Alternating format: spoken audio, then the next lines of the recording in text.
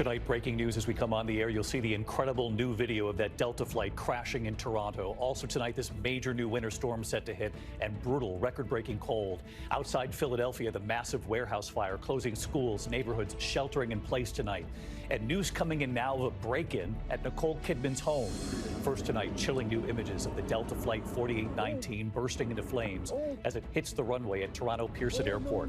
The plane on fire and rolling over. Inside the cabin, 80 passengers and crew upside down, still buckled in their seats. 4 crew members quickly getting everyone out. 21 passengers hurt, some still in the hospital tonight. And what we're now learning about this crash, what might have led to it. Also tonight, the new winter storm sweeping across the U.S. 25 states now under alerts tonight for snow and ice, from Montana down to Texas, all the way to the East Coast. Then brutal cold across most of the country. It felt like 21 below in Chicago. It'll feel like 1 degree in Dallas. Ginger Z is here.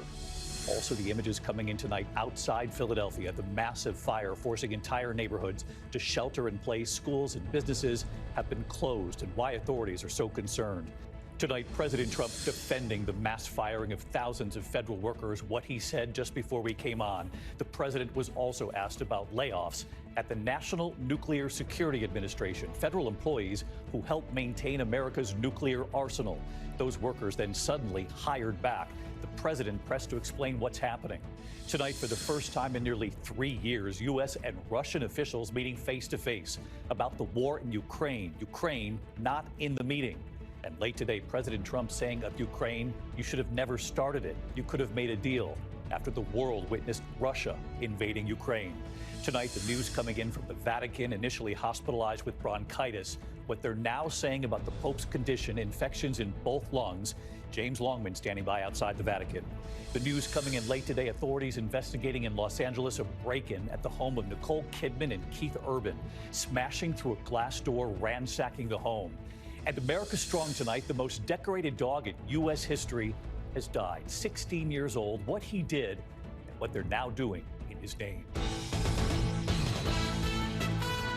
From ABC News World Headquarters in New York, this is World News Tonight with David Muir. Good evening. We begin tonight here with several breaking stories. We are tracking this new major winter storm set to hit and the brutal record-breaking cold coming with it. But we do begin with these harrowing new images tonight of that Delta jet crash at Toronto's Pearson Airport.